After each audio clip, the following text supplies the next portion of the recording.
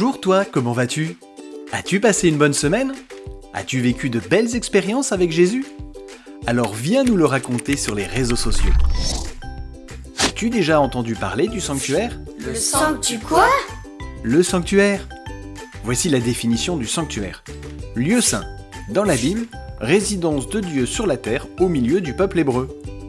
Je vais donc te parler de cette maison que Dieu avait lorsqu'il venait sur terre à l'époque de Moïse.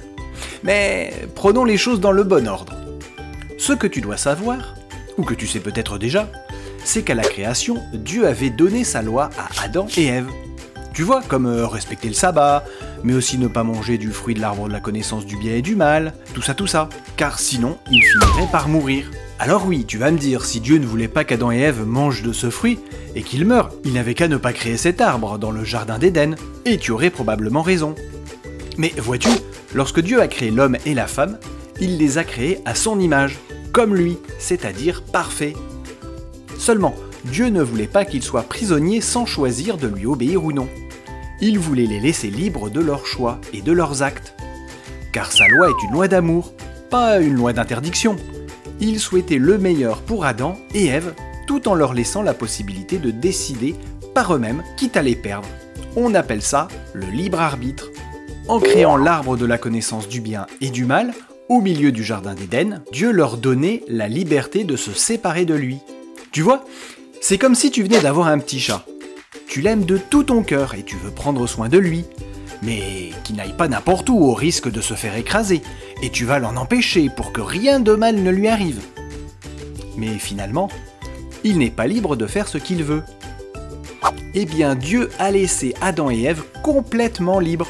Et malheureusement, ils ont décidé de se séparer de Dieu, ils ont péché. Et qu'a fait Dieu à ton avis? A-t-il abandonné Adam et Ève?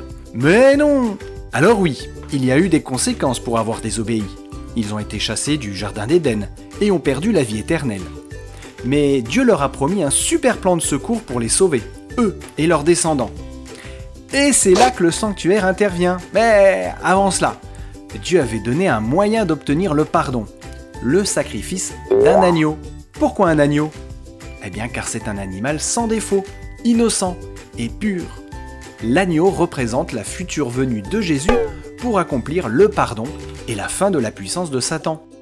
Et lorsque les descendants de Jacob sont allés en Égypte, à l'époque de Joseph, ils sont devenus des esclaves pendant 400 ans et ont tout oublié des enseignements de Dieu et de son super plan de secours. Alors, après les avoir fait sortir d'Égypte, puis traverser la mer Rouge, ils sont allés camper au pied du mont Sinaï pendant 2 ans. C'est durant ces 2 années que Dieu a écrit ses lois sur des tablettes en pierre en les donnant à Moïse, afin qu'ils réapprennent l'idée de vie que Dieu voulait pour eux à la création.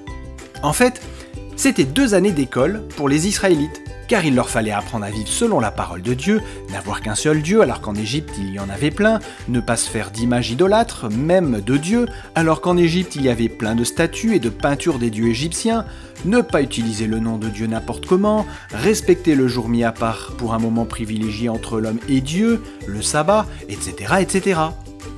Et Dieu leur a pris aussi son super plan de secours, qu'il avait prévu depuis le péché d'Adam et Ève, pour bien le leur apprendre, pour que le peuple d'Israël comprenne bien ce plan de secours et qu'ils y pensent tous les jours. Dieu a fait réaliser par Moïse le sanctuaire, basé sur celui qui est au ciel, où se trouve Dieu. Dieu a montré ce sanctuaire du ciel à Moïse, qui en a fait des plans pour fabriquer celui des Israélites. Le sanctuaire sur terre était un lieu entouré d'un mur de toile, avec une porte comme unique entrée.